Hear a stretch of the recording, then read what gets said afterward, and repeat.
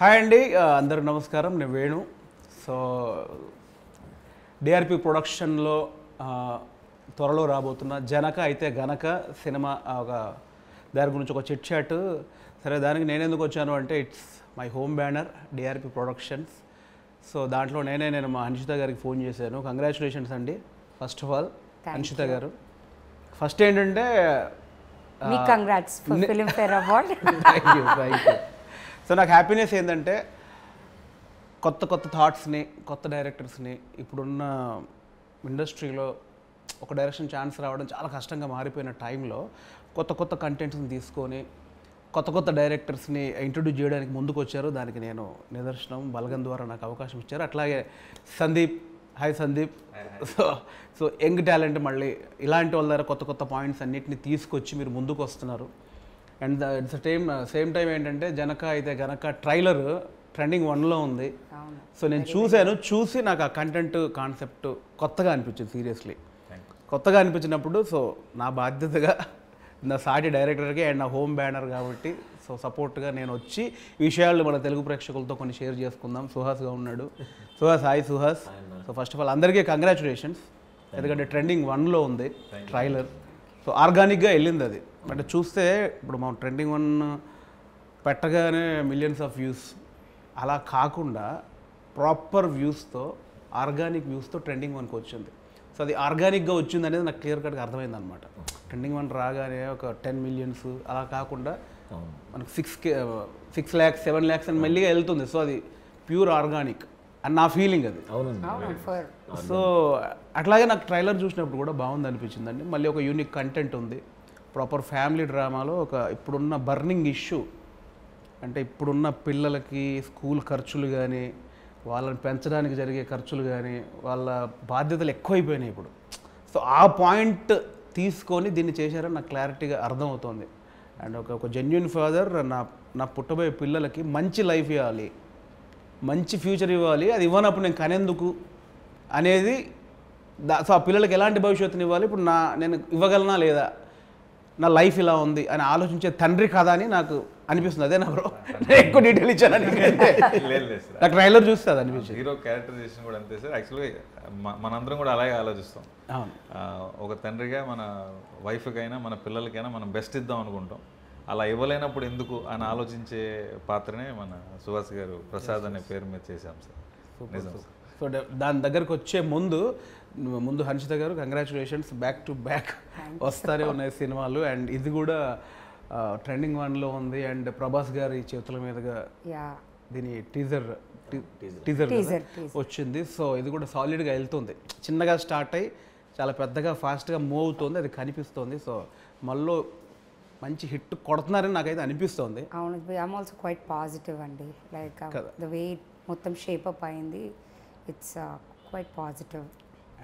Congratulations. And 1 person missing, మన అర్చిత్ గారు లేరు. అవును, ఆయన వేరే పనిలో ఉన్నారు. రిలీజ్ దగ్గరకు వస్తుంది. సో చెప్పండి, అసలు ఈ సబ్జెక్ట్ని మీరు ఎంచుకోవడానికి రీజన్ ఏంటి? Actually couple of years back I think COVID, it's been more than 4 years. So Harshit wedding Sandeep directed. Okay, ఒక వీడియో చేశాను, ఒక షార్ట్ ఫిలిం చేసి అలా వెళ్తున్న టైంలో అప్పటికి I think he and Harsh తన వర్ ట్రావెలింగ్. సో ఆ వీడియో టైంలో ఇస్ లైక్ లేదు హర్ష్, ఐ థింక్ నువ్వు కూడా ఒకసారి వినాలి అన్నప్పుడు మేమందరం కజిన్స్ కలిపి విన్నాము స్టోరీ. అందరిని కూర్చోబెట్టి చూడగానే wow, it's like instant reaction వస్తుంది కదా. Instantly I was like it's very new, very different, I think we should do it. అక్కడ స్టార్ట్ అయింది జర్నీ ఇన్స్టెంట్గా. వాట్ ఎవర్ హీ డెవలప్డ్ అది చూడగానే దాని తర్వాత అక్కడ నుంచి జర్నీ స్టార్ట్ అయింది. వెళ్తూ ఉన్నాం. ఇవాళ ఇక్కడ ల్యాండ్ అయ్యాం. ట్రెండింగ్ 1లో ఉన్నాం. ట్రెండింగ్ 1లో ల్యాండ్ అయ్యాం. సూపర్. సో బ్రో, మీకు అసలు ఈ పాయింట్, నేను సుహాస్ దగ్గరికి వచ్చే ముందు ఇలాంటి పాయింట్ చేయాలని ఎందుకు అనుకున్నారు? నాకు తెలిసి మీరు పెద్ద డైరెక్టర్స్ దగ్గర వర్క్ చేశారు. లైక్ ప్రశాంత్ నీల్ గారి దగ్గర చేశారు, ఇంకా చాలా పెద్ద వాళ్ళ దగ్గర రైటింగ్ టీంలో చేశారు. ఇప్పుడు అంత పెద్ద స్కేల్లో, అంత కమర్షియల్ ప్రపంచంలో ఉన్న మీరు ఇలాంటి ఒక యూనిక్ కంటెంట్తో నేను డైరెక్టర్గా ఇంట్రడ్యూస్ అవ్వాలి అని ఎందుకు అనుకున్నారు? మిమ్మల్ని ఎగ్జైట్ చేసిన పాయింట్ ఏంది?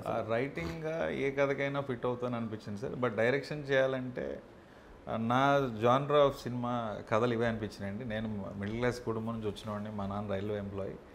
సో నేను చూసిన లైఫ్లో నాకు చాలా చాలా గ్రౌండెడ్ ఎమోషన్స్ ఉంటాయి అనిపించింది. సో నా కథలన్నీ ఇలాగే ఉంటాయి సార్. నాకు అంత పెద్ద సినిమాలు చేయడం రాదు, ఆనెస్ట్ ఫ్యాక్ట్. ప్రశాంత్ సార్తో కూడా చాలాసార్లు అన్నాను, సార్ మీరు ఆల్రెడీ మీరు కేజీఎఫ్లు సలార్లు మీరు ఉన్నారు, మాలాంటి వాళ్ళకి ఛాన్సే లేదు అని అనిపించింది సార్. నేను రాజుగారి సంస్థలో ఆల్మోస్ట్ 7 సంవత్సరాలుగా ఉన్నానండి. వేరే ఫిల్మ్ కోసమని వచ్చాము. తర్వాత కోవిడ్ ముందు వేరే స్టోరీ లైన్ ఒకటి చెప్పాను, రాజుగారు చేద్దాం అన్నారు. కోవిడ్ తర్వాత మళ్ళీ ఇది ఎప్పుడో ఒక 8-9 ఇయర్స్ బ్యాక్ ఉన్న ఐడియా. అంటే ఇట్లాంటి ఐడియా రాజుగారు ఓకే చేస్తారా లేదా అనే ఒక ఫీలింగ్ ఉంది. But Covid changed a lot of things. OTT అవన్నీ రావటం, కొత్త కాన్సెప్ట్స్ని కూడా పబ్లిక్ చూస్తారు అనే ఫీలింగ్. రాజుగారు వినంగానే ఇక్కడే ఇదే రూమ్లో చెప్పాను, 2 minutesలో ఓకే చేశారు. షాక్ అసలు. తర్వాత మేడంకి, మన హర్షిత్ గారికి చెప్పాను. సో యునానిమస్గా అందరూ వెరీ పాజిటివ్ రెస్పాన్స్ ఇచ్చి స్టార్ట్ చేశారు. Definitely burning point. 3 మీటింగ్స్ అనేవి లేవు ఈ స్టోరీకి. ఎవరికి చెప్పినా ఇన్స్టెంట్గా అరే భలే కొత్తగా ఉంది. So instant feeling was that. Actually burning point అది. యాక్చువల్గా ఉన్న దాంట్లో బర్నింగ్ పాయింట్ అది. అందరికీ రిలేటబుల్ అయ్యే కథ అండ్ సమస్య కూడా అదే. సో డార్లింగ్ చెప్పు Suhas, first of all congratulations darling. Thanks అన్న. సో నాకు సుహాసం చూస్తే ఏంటంటే మా ఫ్యామిలీ, మా కామెడీ ఫ్యామిలీ కదా, దాంట్లోంచి స్టెప్ బై స్టెప్ తను కష్టపడుతూ వస్తున్నాడు డార్లింగ్. కంగ్రాచులేషన్. థ్యాంక్స్ అన్న. ఇంకా చాలా ముందుకు వెళ్ళాలి మనస్ఫూర్తిగా కోరుకుంటున్నాను. థ్యాంక్ యూ అన్న. సో ఇప్పుడు సుహాస్ సినిమాలంటే వచ్చే ఆడియన్కి ఒక ఇది ఉంది, మావాడు ఏదో కొత్త పాయింట్ చెప్తాడు. అంటే ప్రీవియస్ సినిమాలు కానీ ఇప్పుడు ఈ ఎంచుకున్న కథ కానీ మాకు కనిపిస్తుంది. ప్రతి దాంట్లో కొత్త పాయింట్ ఉంటే సుహాస్ సినిమాకి వెళ్ళాలంటే సంథింగ్ ఏదో పాయింట్ మీద మాట్లాడతాడు అనేది ఆడియన్కి ఒక క్లారిటీ ఉంది. సో దీంట్లో నేను ఎగ్జైట్ చేసిన పాయింట్ ఏంటి, అసలు ఎందుకు చేయాలనిపించింది కదా? చెప్పిన వెంటనే ఆవిడ చెప్పినట్టు ఇన్స్టెంట్ రియాక్షన్ అన్న. ఆయన నరేషన్ చెప్పడం స్టార్ట్ చేసిన 10-15 minutes నుంచి నేను నవ్వుతానే ఉన్నాను. నవ్వి ఎప్పుడు చేద్దాం అని ఇమీడియట్గా ఎగ్జైట్మెంట్ వచ్చేసింది అన్న. తొందరగా ఈ సినిమా చేసి ఏమేమైతే డిస్కస్ చేసాం ఈ సినిమాలో అవన్నీ తొందరగా ఆడియన్స్కి చూపించాలి అని అనిపించింది అన్న. అంటే ఆ మిడిల్ క్లాస్ ఎమోషన్ కానీ, ఫాదర్కి సన్కి మధ్యన ఉన్న రిలేషన్ కానీ, అండ్ వైఫ్ క్యారెక్టర్ నేను బాగా పర్సనల్గా బాగా కనెక్ట్ అయ్యాను. చాలా మంచి సీన్స్ ఉంటాయి నాకు వైఫ్కి, సంకీర్తన తనతో. అండ్ కోర్ట్ ఎపిసోడ్ చాలా హిలేరియస్గా ఉంటుంది అన్న. Rajendra Prasad sir court episode ఆ ఇష్యూ సీరియస్గా ఉండదు. అంటే దీనిలో ఒక ట్రైలర్లో నాకు అబ్జర్వ్ చేసిందంటే ఒక థింగ్ మీద, ఏదైతే కండోమ్ మీద కేసు వేయొచ్చు అనే ఒక పాయింట్ నాకు కనిపించింది. అదేనా? అవును సార్. దాని మీద డిస్కస్ జరుగుతుంది. అది సీరియస్గా ఉండబోతుందా, కామెడీగా ఉండబోతుందా? రిలవెంట్గా ఉంటుందని చెప్పచ్చు సార్. వెరీ హిలేరియస్గానే చెప్తూ ఈ ఇష్యూకు సంబంధించిన ఎన్ని ఎమోషన్స్ తగిలితే ప్రతి ఎమోషన్ టచ్ అవుతుందండి. ఫ్యామిలీ అందరూ కలిసి కూర్చొని చూడాల్సిన మూమెంట్స్ ఉంటాయి. అందరూ కలిసి నిజంగానే చూడాలి. మన పేరెంట్స్ జనరేషన్కి ఉన్న మైండ్ సెట్ ఏంటి, మనం ఉన్న మైండ్ సెట్ ఏంటి, నెక్స్ట్ జనరేషన్ కూడా ఖచ్చితంగా చూసి ఎంజాయ్ చేస్తారు అనుకుంటున్నాను. అవును, డెఫినెట్. అంటే నేను బాగా రిలేట్ ఎందుకంటే నాకు 2 పిల్లలు. మొన్న పాప నాకు ఎప్పటి నుంచే భయం వేస్తుంది. అంటే ఇప్పుడున్న ఈ స్కూల్స్, ఈ గోల, ఈ ఖర్చులు, ఈ మెడికల్ థింగ్స్ ఇవన్నిటి చూసి ఏంటి అసలు ఇప్పుడు ఆ బయట ఉన్న పొల్యూషన్కి వీటన్నిటి నుంచి కాపాడి వీళ్ళకి బెస్ట్ లైఫ్ మా టైంలో ఏదో జరిగిపోయింది, ఇప్పుడు వీళ్ళకి ఎట్లా ఇవ్వగలం అనేది డెఫినెట్లీ ప్రతి ఇప్పుడున్న మిడిల్ క్లాస్ ఇంటి సమస్య అండి. మిడిల్ క్లాస్ ప్రతి ఇంటి సమస్య పిల్లలకి ఏంటి ఫ్యూచర్ని ఇవ్వాలని. సో ఇందులో ఇంకోటి ఏంటంటే ఇప్పుడు ఒక మంచి ఇష్యూ మీద వెళ్తోంది.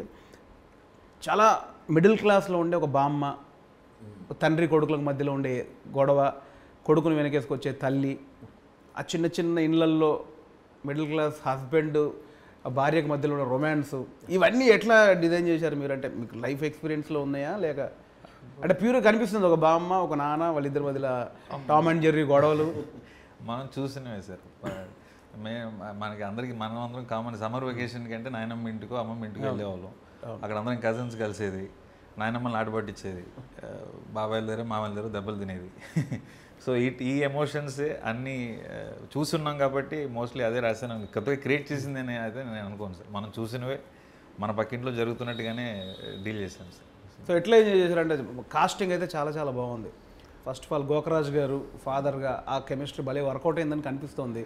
బామ్మ ట్రాక్ సాలిడ్గా కనిపిస్తోంది. అండ్ కిషోర్, వెన్నెల కిషోర్ సాలిడ్గా టైమింగ్ తెలిసిపోతుంది. ఎట్లా ఎంజాయ్ చేశారు మీరు అసలు? అంటే ఇప్పుడు అదే ఫస్ట్ డైరెక్టర్గా ఇప్పుడు కిషోర్ ఉన్నాడు, చాలా పెద్ద సూపర్ స్టార్ యాక్టర్ ఆయన. గోకరాజ్ గారు పెద్ద యాక్టరు, రాజేంద్ర ప్రసాద్ గారు మురళీ శర్మ గారు, మురళీ శర్మ గారు, ప్రభాస్ గారు, వెంకటేశ్వర్ గారు, వీళ్ళందరూ ఎట్లా డీల్ చేసావు బ్రో? అదే డెబ్యూ డైరెక్టర్గా పెద్ద నాకు అది డౌట్ ఫస్ట్ అసలు దానికంటే ఒక స్టెప్ ముందు వెళ్తే నేను ఏ క్యారెక్టర్కి ఏ యాక్టర్ కావాలనుకున్నానో మా ప్రొడ్యూసర్స్ మన హర్షిత్ గారు కానీ మా రాజు గారు కానీ ఎవరు కావాలంటే వాళ్ళని ఇచ్చారండి. పలానా వాళ్ళు కావాలి అంటే ఇంక డిస్కషన్ లేదు, వాళ్ళనే ఇచ్చారు. తర్వాత నాకేంటంటే ఏదో ఫిల్మ్ఫేర్ ఈవెంట్కి వెళ్తే పెద్ద పెద్ద స్టార్స్తో మనం కూర్చొని చూస్తాం కదా, అంతే సార్ నా ఎక్స్పీరియన్స్, అందుకంటే లేదు. రాజేంద్ర ప్రసాద్ గారు ఇంకా నాకు చాలా ఫేవరెట్ యాక్టర్ ఆయన. నేను చాలా తక్కువ సినిమాలు చూసినా ఆయన సినిమాలు ఎక్కువ, జంధ్యాల గారి కాంబినేషన్ చూశాను. సో ఆయన ఏంటంటే ఒక బుక్ లాగా, నీకు పలానా ఎక్స్ప్రెషన్ కావాలా ఈ పేపర్లో తీసుకో, ఇది కావాలా ఇది పేపర్లో తీసుకో, ఆ టైపు.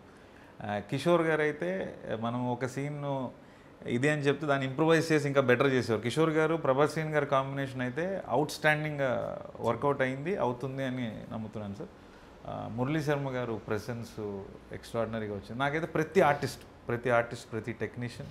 నాకు కూడా స్టార్టింగ్లో సినిమా స్టార్ట్ అయిన పాయింట్ తెలుసు, నేను అడిగే ఏదైనా ఉంటే చూడడానికి నాకు ఎందుకే లేదు, వాళ్ళు నేను ఫిట్ అవ్వనా చేయలేనా? లేదు సార్, ఒకే కంపౌండ్లో ఉండి మనం అంతకో నువ్వు కూడా ఇవ్వకపోతే ఎందుకు అది చెప్పండి. లేదు సార్, మిమ్మల్ని డైరెక్టర్ లాగే వద్దు అలా చూడొద్దు. నాలో నటుడు ఉన్నాడు, అడిగారండి, చెప్పారు యాక్టర్ ఉన్నాడు, అలా వేయొద్దు దానికే దీనికి. నేను బలగన్ సినిమా చూసాక యాక్చువల్గా మనకి కన్నీళ్ళు ఉంటే చాలా తర్వాత తెలిసిందండి, బలగన్ నుంచి తెలిసింది. మీరు లాస్ట్ 20 minutes అసలు అది చూసిన తర్వాత నిజంగా నేను ఇంత డైరెక్ట్ అంత రెస్పెక్ట్ ఆ పొజిషన్కి వెళ్ళిపోయింది సార్. అది ఉంచుకొని ఈ యాంగిల్ కూడా ఓపెన్ చేయండి. I'm lucky sir. దానికి చెప్పు సుహాస్, ఇప్పుడు రాజేంద్ర ప్రసాద్ గారు ఉన్నారు, కిషోర్ గారు ఉన్నారు, ప్రభాస్ సీనన్ ఉన్నాడు, ప్యూర్గా ఒక middle class wife and husband, ఆ చాటు రొమాన్స్లు చాలా అద్భుతంగా అది ఆ కెమిస్ట్రీ నాకు కనిపిస్తుంది ట్రైలర్లో.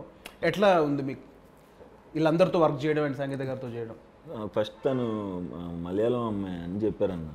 ఇప్పుడు నాకు ఫస్ట్ వచ్చిన భయం ఏంటంటే ఇప్పుడు ప్రాంప్ట్లు అంటారు, మనం ఎలా చేస్తాం అదో గోల్ ఉంటుందేమో అని అనుకున్నాను. బట్ ఆవిడ ముందు నుంచే వర్క్షాప్స్కి వచ్చి కూర్చుని ప్రతి డైలాగ్ ఆవిడ నేర్చుకుని తను ప్రతి షార్ట్ సింగిల్ టేక్లోనే చేసింది. డైలాగ్ ఎక్కడ రోల్ అవ్వకుండా కరెక్ట్ తెలుగు మాట్లాడితే చేసిందన్న. అది సూపర్ హ్యాపీ అండ్ చాలా బాగా చేసిందన్న అమ్మాయి. సినిమా తర్వాత అందరికీ నచ్చేస్తుంది. And Rajendra Prasad sir obviously నాకు చాలా ఫేవరెట్ అన్న. ఆయన సినిమాలు అంటే నా ఫేవరెట్ సినిమాల్లో నచ్చిన డైలాగులన్నీ వెళ్ళి అడిగేస్తూ ఉంటుండే అనమాట. సరే ఈ డైలాగ్ భలే ఉంటుంది కదా, ఆ టైంలో సెట్లు ఎలాగ ఉండేది, ఉన్న క్వశ్చన్లన్నీ కక్కేసేవాడిని.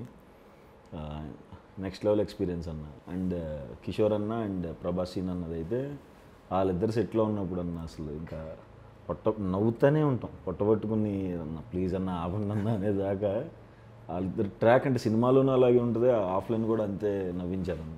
చాలా మంచి ఎక్స్పీరియన్స్ అండి. నేను బేసిక్గా అది మిస్ అవుతున్నాను తెలుసు. అంటే రెగ్యులర్ షూటింగ్ అంతకుముందు వెళ్ళేటప్పుడు స్పాట్లో కూర్చొని 4 కమెడియన్లు ఆ జోకులు వేసుకొని ఏదో ట్రాక్ పెట్టుకొని లీరియస్గా నవ్వే ఒక ఎక్స్పీరియన్స్ ఉంది చూసావా.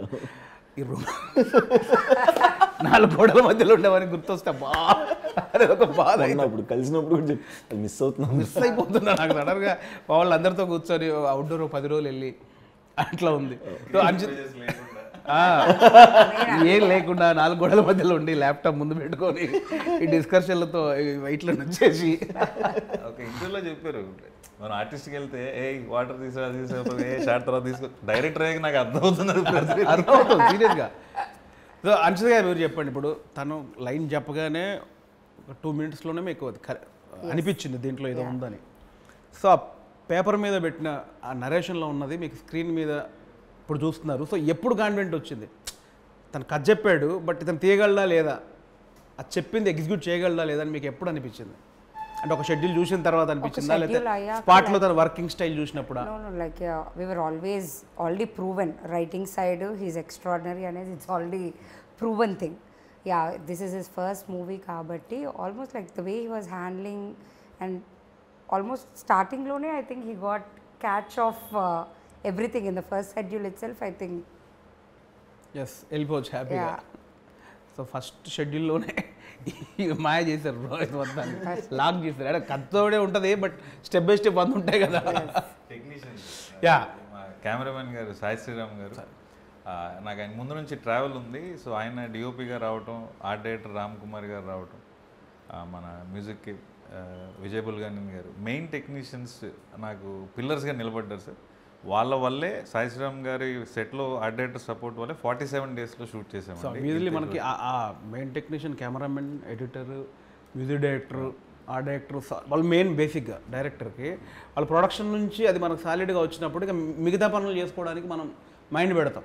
ఇక్కడ ఆటోమేటిక్ స్ప్లిట్ అయిపోతుంది కాబట్టి సో అది కూడా కంఫర్ట్ తనకి ఇచ్చారు కాబట్టి, అవును సార్, అనుకున్న టెక్నీషియన్ ఇచ్చారు కాబట్టి మేబీ అంతే కదా bro. 100% sir. Young team editor కూడా పవన్ కళ్యాణ్ కుర్రోడు సార్తో కలర్ ఫోటో నుంచి ఎడిటింగ్ చేస్తున్నాడు. సో వాళ్ళకి ఒక అండర్స్టాండింగ్ ఉంది.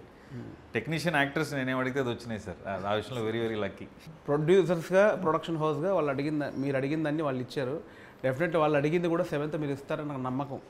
అంటే రెగ్యులర్ ఇంటర్వ్యూలో మామూలుగా అనేయచ్చు నాకు నమ్మకం ఉందని. బట్ ఇంకొక దానికి అడిషన్ నమ్మకం ఎందుకు కలిగిందంటే కంప్లీట్ ఒక డిస్ట్రిబ్యూషన్, ఓవర్సీస్ డిస్ట్రిబ్యూషన్ మొత్తం సుహాస్ తీసుకున్నాడని తెలిసిందే. సో అంటే అక్కడే అర్థమైపోతుంది సినిమా మీద ఎంత నమ్మకం ఉంటే తప్ప ఓవర్సీస్ మొత్తం డిస్ట్రిబ్యూషన్ తీసుకునే సాహసం చేయరు కదా బేసిక్గా. సో అది చేశాడు కాబట్టి అది ఇవ్వబోతున్నారు. సినిమా కాన్ఫిడెన్స్ చాలా ఉంది నీకు సినిమా మీద, అందుకే తీసుకున్నావు. ఎందుకు నీకు అసలు డిస్ట్రిబ్యూషన్ తీసుకోవాలని ఎందుకు అనిపించింది? సినిమా చేస్తున్నప్పటి నుంచే అదిరిపోయింది. ఓవర్సీస్ తీసుకోవాలనే ఇప్పటి నుంచి ఉండేదన్న నాకు. అయితే ఏ సినిమాకి తీసుకోవాలి అన్నది ఒక ఆలోచన ఉంది. కాకపోతే ఇదేమో direct Dil Raju sir cinema.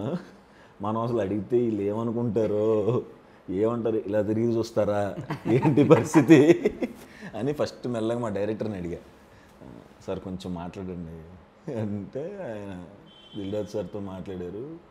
తర్వాత వెళ్ళి కలిసినప్పుడు ఇట్లా డిస్ట్రిబ్యూట్ చేస్తాను సార్ అన్న.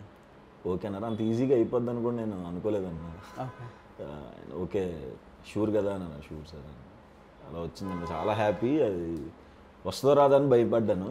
అండ్ ఈ స్టేజ్లో నేను డిస్ట్రిబ్యూషన్కి దిగాను అంటే, అంత డేర్ స్టెప్ వేసాను అంటే సినిమా చూశానన్న. ఆ కాన్ఫిడెన్స్తోనే తీసుకున్నాను. కాన్ఫిడెన్స్ లేకపోతే ఎట్లా తీసుకోవడం కష్టం కదా. సూపర్. అండ్ ఇప్పుడు టెక్నీషియన్స్కి వస్తే విజయ్ బుల్గని గారు ఆయన బేబీతో ఫెంటాస్టిక్ సాంగ్స్ ఇచ్చారు. అండ్ ఈ సినిమాలో కూడా ఒక సాంగ్ మిలియన్స్ దాటింది అనుకుంటున్నా, నాకు తెలిసి మిలియన్స్లో ఉంది ఒక సాంగ్. అది కూడా ఆ సాంగ్ కాన్సెప్ట్ కూడా వైఫ్స్ మీద ఎంతసేపు ఇది నన్ను టార్చర్ పెడుతుందనో, లేకపోతే బిఫోర్ మ్యారేజ్ లవ్లో ఉన్నప్పుడు ప్రేమించి ఇలాంటిది ఒకటి వచ్చింది. నా ఫేవరెట్ వైఫ్ అని ఒక సాంగ్ ఏదో ఉంది, బాగుంది, గమ్మత్తుగా అనిపించింది నాకు. ఇది నా ఫేవరెట్ వైఫ్ అని ఉంది. ఎందుకు అట్లాంటి ఒక డిఫరెంట్ థాట్ ఎందుకు? అంటే మీ వైఫ్ని మీరు అంటే మీ పర్సనల్ ఏమన్నా ఉందా? 100% ఉంది సార్. నేను కాదు, నాకు అంత ఫేవరెట్ వైఫ్ 5-6 ఆప్షన్లు ఉంటే one of this my favourite wife అంటాం కదా. ఉన్న ఒక్క వైఫ్ ఫేవరెట్ వైఫ్ అన్నారేంటి?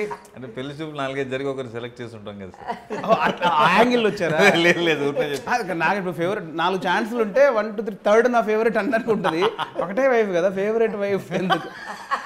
అంటే 4-5 పెళ్లి కూతుర్లలో అలా ఏం లేదు సార్. ఎట్లా అసలు ఐడియా ఎట్లా వచ్చింది? ఒక చిన్న క్లారిటీ. నాకు నా వైఫ్ అంత సపోర్ట్ చేసింది సార్. నేను సాఫ్ట్వేర్ జాబ్ చేసి మానేసి సినిమాలకు వచ్చాను.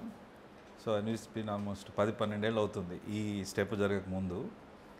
సో మన ఆబ్వియస్గా అర్నింగ్ ఉండదు కదా రైటింగ్లో ఐడియల్గా ఉన్నప్పుడు. సో ఆ ట్రావెల్ అంతా కూడా కంప్లీట్గా బర్డన్ తన్ని తీసుకుంది సార్. సో అంత సపోర్ట్ చేయకపోతే ఆబ్వియస్గా నేను ఇక్కడ సినిమా చేయడానికి వచ్చి ఉండేవాడిని కాదేమో. అందుకని మామూలుగా మనం నా ఫేవరెట్ హీరో అంటాం, లేదా నా favourite heroine, favourite producer, director అంటాం కదా, అట్లా నా ఫేవరెట్ నా పెళ్ళామని కూడా మనం అలగలగాలి కదా అనేసి ఆ థాట్ మాట్లాడుతుంటే కేకే గారు, మన లిరిసిస్ట్ కృష్ణకాంత్ గారు, జెర్సీ, మన అమ్మాడి అవని రాజశేఖర్, హాయ్ నాన్న, సలార్, సో మనకి సింగిల్ కార్డ్ సార్. ఆయన ఇమీడియట్గా ఇట్లాంటి కాన్సెప్ట్ డెఫినెట్గా బాగుంటుంది అనేసి ఇంకా మిగతాదంతా ఆయన రాసి పెట్టారు సార్. విజయ్ బుల్గనేని గారికి ఫస్ట్ ట్యూన్ వచ్చి రాగానే హుక్ లైన్ మీదే వచ్చింది సార్ ఫస్ట్. ఇంక ఇమీడియట్గా ఫిక్స్ అలా థాట్ ప్రకారం మనకు ట్యూన్ కూడా సెట్ అవ్వాలి. అది విజయ్ గారు నాకు తెలిసి ఫెంటాస్టిక్ సాంగ్, చాలా చాలా బాగుంది. అది అంటే విన్నా కొద్దీ ఎక్కుతూ ఉంది ఆ సాంగ్. అట్లా యూట్యూబ్లో కూడా అట్లాగే పోతుంది, మిలియన్స్లో పోతుంది అది. అవును సార్. అంటే యూనిక్ సాంగ్, కొత్త కంటెంట్. సో బ్రో అంటే ఇప్పుడు ఇంకొకటి నాకు ఒక ఇంపార్టెంట్ పాయింట్, యాక్టర్స్ అందరూ వచ్చేసారు నాకు తెలిసి, అందరు యాక్టర్స్ ఉన్నారు. ఫస్ట్ మూవీకి అంత పెద్ద పెద్ద యాక్టర్స్తో వర్క్ చేసే అవకాశం వచ్చింది. అది నాకు స్క్రీన్ మీద కనిపిస్తుంది అదంతా. సో టీం అంతా కూడా ఎనర్జీగా కనిపిస్తుంది. సో నాకు ఒక పర్సనల్గా ఒక ఇష్యూ ఏంటంటే, ఇష్యూ కాదు, నాకు ఒక డౌట్ ఏంటంటే, ఇప్పుడు దీనిలోకి వచ్చాం కదా, అన్ని మనం చిన్న ప్రతిదీ డౌట్గానే కనిపిస్తుంది. దీన్ని ఎలా ఒప్పించాడు, ఎంత ధైర్యం ఉంటే చేశాడు, వాళ్ళు చెప్పినప్పుడు ఆ పాయింట్ వాళ్ళకి చెప్పినప్పుడు వాళ్ళు ఏమన్నారు, ఇవన్నీ వంద ఉంటాయి కదా. అట్లా మనకు నాకు తెలిసి మన ప్రేక్షకులకు కూడా ఒక డౌట్ ఉంది. ఇప్పుడు కండోమ్ అనే పాయింట్ మీద ఒక కేసు జరుగుతుంది, అంటే హీరో కండోమ్ మీద కేసు వేసినట్టుగా నాకు తెలుస్తుంది. అది ఏంటి అసలు ఆ సెటప్? అది అసలు ఒకవేళ వేస్తే అలాంటి థింగ్స్ మీద వేయొచ్చా, అసలు ఏం జరిగింది? వేయచ్చా అనే క్వశ్చన్ ఫస్ట్ ఆన్సర్ చేస్తే సార్, ఏ ప్రోడక్ట్ మీదైనా మనము కన్జ్యూమర్ ఫోరం అని ఒకటి ఉంటుంది సార్. మనము కేసు ఫైల్ చేసి, అంటే వాళ్ళు ప్రామిస్ చేసిన విషయం జరగకపోతే, వాళ్ళు లెట్స్ ఏదో ఒక ప్రోడక్ట్ ఇలా వాడితే ఇది జరుగుతుంది అని చెప్పి అది జరగకపోతే, మనం సాటిస్ఫై కాకపోతే కన్జ్యూమర్ ఫోరంలో కేసు వేయచ్చు సార్. చాలా కేసులు జరిగాయి చాలా విషయాల్లో. ఇప్పుడు కాఫీ కప్లో కూడా టెంపరేచర్ ఇంత ఉంటుంది, స్కిన్ బర్న్ అవ్వచ్చు అని రాసింది ఒకనొక కేసు వల్ల. Okay okay. ఎక్కడో వేరే కంట్రీలో ఒక ఆవిడ కాఫీ తీసుకుని పెద్ద ఆవిడ కార్ రివర్స్ చేస్తూ కాలు మీద పడి స్కిన్ బర్న్ అయిపోయింది, ఆవిడ కేసు వేసారు. ఓకే. లా సూట్స్ అంటారు వేరే కంట్రీస్లో, అక్కడ ఇంకా ఎక్కువ కల్చర్ ఉంది మన దగ్గర కంటే. మరి కాఫీ వేడిగా ఉంటుందని మీకు తెలియదా అని అడిగితే, మరి నువ్వు అది మెన్షన్ చేయాలి కదా అని కేసు వేసి లా సూట్ గెలవటం వల్ల అది రాశారు. ఓకే. సో మనం చూసే ప్రోడక్ట్ల మీద మెజారిటీ ఆఫ్ ద లైన్స్ ఏవైతే ఉన్నాయో ఎక్కడో చోట ఎవరో చేసిన కేసు వల్ల లేదా కేసు రాకూడదనో అవి రాస్తారు సార్. మనం కూడా చాలా సింపుల్ సైకాలజీ సార్. మనం వీధి చివర మిర్చి బండి వెళ్ళి ప్లేట్ బజ్జీ కొనుక్కుని అది వేడిగా లేకపోయినా మన పాసిన ముందు ప్లేట్ మార్చమనో డబ్బులు ఇవ్వమని అడుగుతాం కదా. సో ఇది కూడా అంతే సార్. సో ఆ పాయింట్ మీద మనకి మంచి డిస్కషన్ ఉంటుంది సినిమాలో, చాలా మంచి డిస్కషన్ సార్. అంటే కండోమ్ మీద కేసు వేసిన పాయింట్ మీద. అవును సార్, అవును సార్. యాక్చువల్గా కాండమ్ మీద కేసు అనేది మెయిన్ కాన్సెప్ట్ కాదు సార్. ఎందుకు వాడు కేసు దాకా వెళ్ళాడు, వాడికున్న ఇష్యూ ఏంటి అనేది main cinema sir. Okay okay.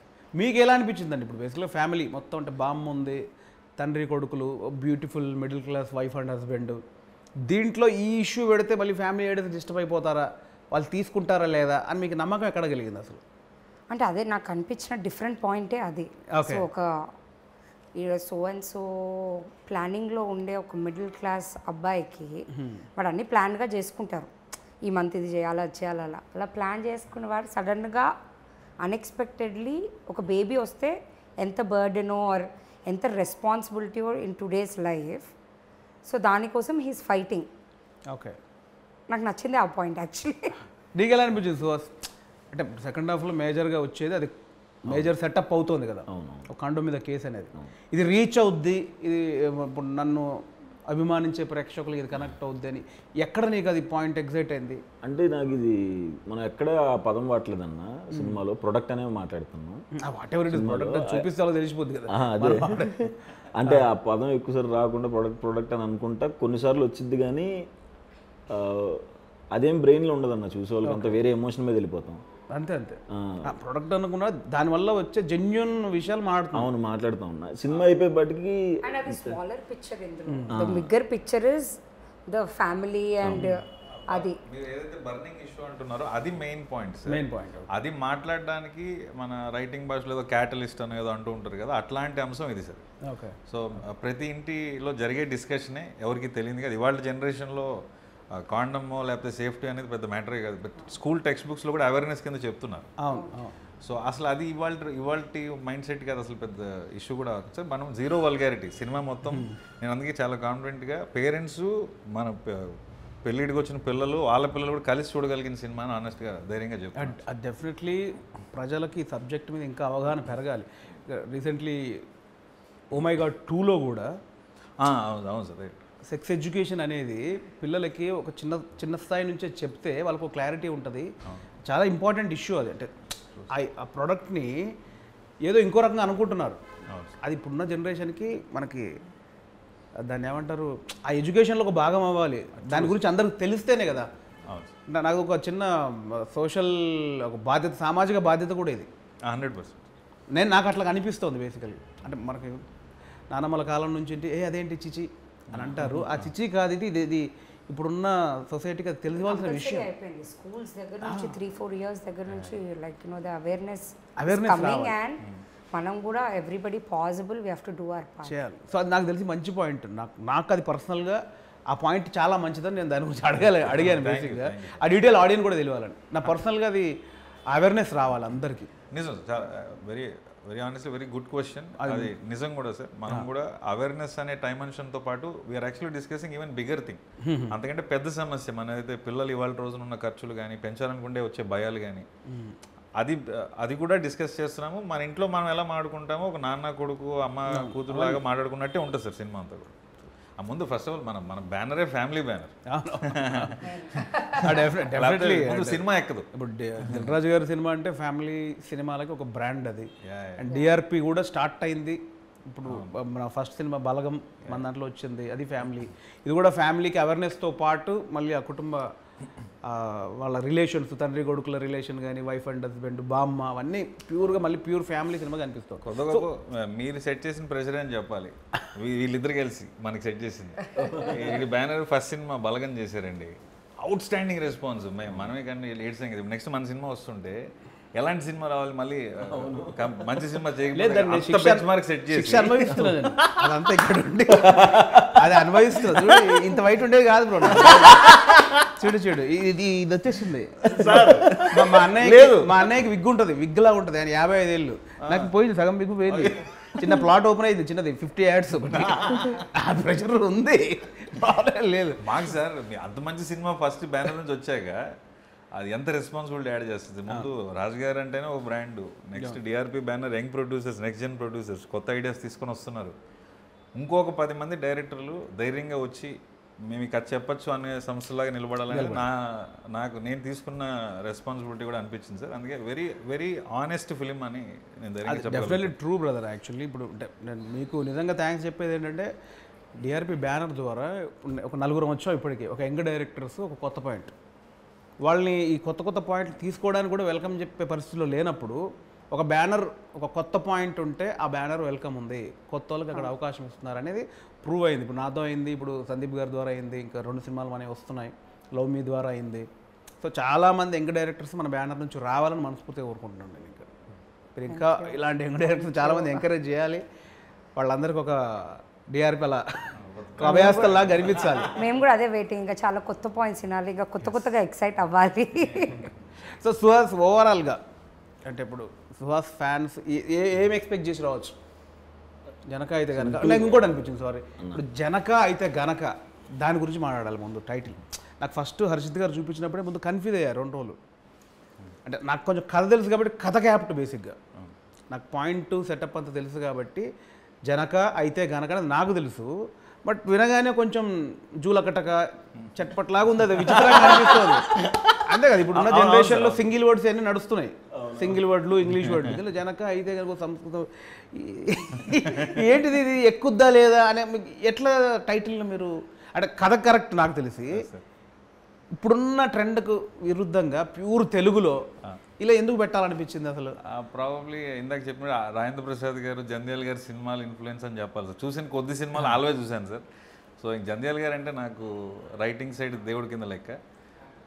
So మంచి తెలుగు టైటిల్ అంటే బాగుంటుంది అనుకుని చాలా ఆప్షన్స్ ఆలోచించాం సార్. ఎంతో కొంత ఇంగ్లీష్ వర్డ్ వస్తూనే ఉంది. ఇది ఎక్కడో ర్యాండమ్గా తగిలింది సార్. బట్ మీరు అన్నది నిజమే, చాలా మందికి అర్థం కాలేదు జనక అయితే కనుక అదేంటి అని. జనక అంటే జనక మహారాజా అని అడిగారు. యాక్చువల్గా దానికి ఆనందపడ్డా, అట్లీస్ట్ జనక మహారాజ్ తెలుసు మీకు. అదే టైటిల్ కొంచెం ఆగితే అర్థమవుతుంది. ముందు ఏ సినిమా జనక అయితే ఏంది జనక అయితే గనక కొంచెం ఆగితే క్లారిటీ ఉంది, కానీ చెప్పగానే అది అనిపించింది అసలు. నీకు ఎట్లా అనిపించింది ఫస్ట్ ఇది అనుకుంటున్నాం అనగానే? నాకైతే హర్షిత్ గారు చెప్ప ఏంటంటే అది అన్నాను నేను. ఏంటి ఆ ఎక్స్ప్రెషన్ ఏంటి ఇది జనక అయితే గనక అనుకున్నప్పుడు? ఇమీడియట్గా అది భలే ఉందా అనిపించింది అన్న. జనక అయితే కనుక రైమింగ్ బాగుంది, మంచి తెలుగు పేరు. నాకైతే అంటే స్టోరీ తెలుసు, కవర్ చేస్తున్నాడు సార్, మీరు చెప్పండి. ఫస్ట్ నాకు అర్థం కాలేదు, సేమ్ ఇలా ఇది జెన్యూన్. నాకు ఫస్ట్ అర్థం కాలేదు ఏంటి, same pause, okay, then process, తర్వాత వింటా ఉంటే టైటిల్ నచ్చింది. స్టార్టింగ్లో immediately I was like I didn't understand అసలు దాని మీనింగ్ అర్థం కాలేదు. బట్ ఓవరాల్గా సినిమా చూసి బయటికి వచ్చిన ప్రేక్షకుడికి క్లారిటీ వస్తుంది ఏంటి జనక అయితే గనక అనేది. మా direction department reaction sir. First night ఏదో మెసేజ్ పెట్టా, ఇది అనుకుంటున్నాను టైటిల్ అంటే బాగుందన్న అని పెట్టారు ఫస్ట్. తర్వాత నిజంగా బాగుందన్న అన్నారు. అక్కడ డౌట్ వచ్చింది, నిజంగా నొప్పిస్తారేనా అనేది ఎక్కుతుందా లేదో. బట్ మన హర్షిత గారు చెప్పినట్టు ఆనెస్ట్గా తెలుగు అంతగా అలవాటు లేని ఇవాళ జనరేషన్లో జనకైతే కనుక అర్థం అవ్వడం కష్టం. కానీ ఒక తండ్రి అయితే ఏంటి, తండ్రి అయితే కనుక అనేది యాక్చువల్ సెన్స్. బట్ సినిమా మీరు అన్నట్టు సినిమా చూస్తే ఆ టైటిల్ ఎందుకు పెట్టాము అని ఇంకా బెటర్గా సాటిస్ఫై అవుతారేమో అని అనిపిస్తుంది. అదే నాకు కూడా అదే ఫీలింగ్. బట్ వినగానే నాకు వచ్చింది అయితే డెఫినెట్లీ అది నాకు క్లారిటీగా తెలుగు మీద వచ్చిన పట్టున్నా కూడా నేను ఒక్కసారి అదేనా. సో ఓవరాల్గా ముగ్గురు జనక అయితే గనక నుంచి ప్రేక్షకులు ఏం ఎక్స్పెక్ట్ చేసి రావచ్చు? ఇదేంటి అసలు ఫ్యామిలీ సినిమానా, లేకపోతే ఒక సోషల్ అవేర్నెస్కి సంబంధించిన సినిమానా, లేకపోతే యూత్ఫుల్ ఫన్ ఉండే సినిమానా? I think I can call it a package. Okay. Yeah, I think it's a package. Family where message కొంచెం a bit of awareness plus there's lot of comedy. That's what you can express from Suhas garu. I think it's a proper package, family entertainer. So అసలు నువ్వేమంటావు? కంప్లీట్గా నవ్వుతారన్న.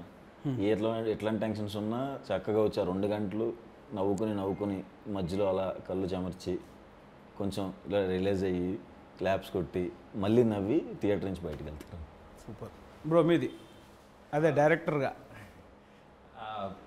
Very very హ్యాపీగా నన్నైతే family event అని అనుకోవచ్చు. మనం ఎలాగో పెళ్ళిళ్ళకి పేరెంట్లకి ఫ్యామిలీలు అందరం కలిసి వెళ్తామో అలా వెళ్ళే ఈవెంట్ అవుతుంది ఈ సినిమా. వచ్చిన వాళ్ళు వచ్చి వాళ్ళల్లో వాళ్ళు డిస్కస్ చేసుకుని నవ్వుకుంటారు, స్క్రీన్ మీద మాట్లాడే ఆర్టిస్ట్తోనూ మాట్లాడుకుని నవ్వుకుంటారు, ఎమోషన్స్ ఫీల్ అవుతారు. మన ఇంటి కదా, మీ కదా, మా కదా, మనందరి కదా అని అనిపిస్తుంది. వినాయక చవితి రోజున సినిమా రాబోతుందండి. చక్కగా పొద్దున పండగ పూజ కార్యక్రమం అంతా అయిపోయిన తర్వాత మా సినిమాకి కూడా వెళ్ళి మమ్మల్ని కూడా దీవించండి. Thanks. September 7th Vinayaka Chavithi స్పెషల్గా మా దిల్ రాజు ప్రొడక్షన్ నుంచి మీకు ఒక ఫ్యామిలీ ప్యాకేజ్ రాబోతుంది. మార్నింగ్ అందరూ పూజలు ఫినిష్ చేసుకొని మార్నింగ్ షో నుంచి మా మూవీకి వెళ్ళి మా అందరినీ కూడా బ్లెస్ చేయండి. సో వినాయక చవితి సందర్భంగా September 7th మా జనకైతే కనుక సినిమా రిలీజ్ అవుతుంది.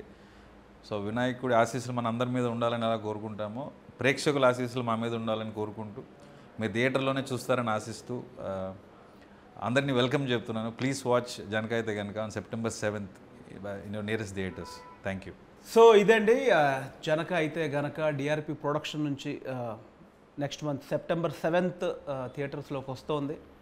సో జనక అయితే కనుక కంప్లీట్ ఫ్యామిలీ ప్యాకేజ్ అంటున్నారు. సో ఫ్యామిలీ ప్యాకేజ్ ఇస్తారా లేదా?